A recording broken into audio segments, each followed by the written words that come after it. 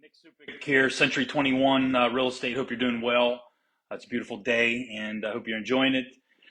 So I wanted to talk to you real quick. So prices are still going up. What do we do? What do you do? Like people are like, well, I want to wait till prices quit going up, or or I don't want to pay that much for a home, or kind of probably in a confusing time for a lot of folks. And so here's what I want to talk about for a moment. I had a phone call with a loan officer, and we were talking about appreciation, and he was suggesting some statistics that he's seen of the year over year appreciation from the last multiple years was 6% year over year. I know my calculations. I've kind of, and if you ever look at my market reports, I sometimes will calculate in there like year over year appreciation. But I like to kind of reference it over kind of like not like a year over year. I'll kind of go back like several years. Okay, you can see like these couple years versus these couple years, and then you can kind of do your math from there, because sometimes just comparing one year to another year, it's not really the best thing. We want to see several years in a row, to kind of come up with some calculations. You go 6, 8, 10 years. You can say, okay, look, here's the average appreciation over the last 6 years, 10 years, something like that. And so some of the appreciation I've seen is, it was always like 3.5%. But statistically, I've seen through the MLS, this is our local West Penn multi-list MLS, I've seen like over the last 6 years, I think was my calculation, was like 5%. So I don't know about you, but like 5% appreciation is pretty good. If you knew that was true, would you buy a house now and overpay for it maybe a little bit now, knowing that you're going to get that back pretty quickly?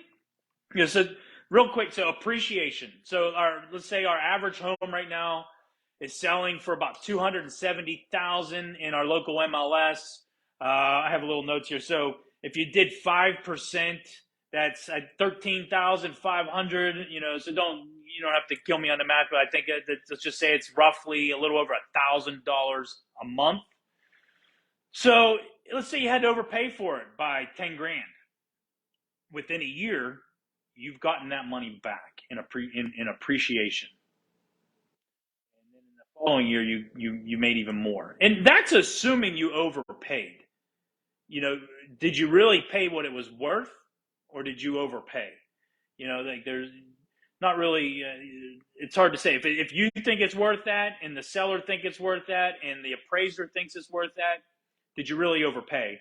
You might have paid higher than list price, but you paid hypothetically market value, right? That's what the market will bear. So that's what you paid for it. So I just want to say, you might overpay for a home, but you can get it back as long as you don't plan on selling it in a year, 2 years, right?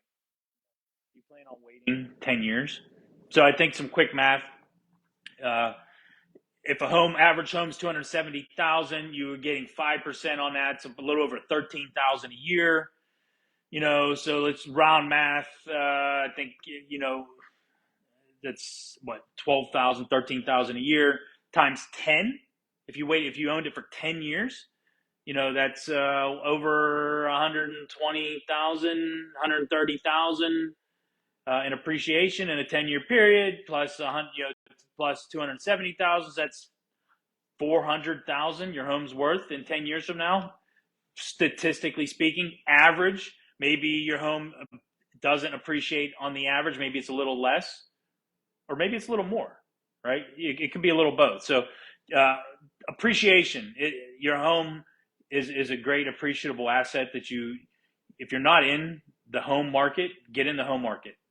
I just want to kind of encourage you, if you're out there renting, if you're on the fence about purchasing, and I guess, the more you spend on a home, the more, it actually appreciates more dollar value, because the percentage is greater. So I don't know, just a food for thought there to consider that, purchasing a home is definitely going to benefit you in the long run, one way or another. So grateful for you. Have a wonderful, blessed day.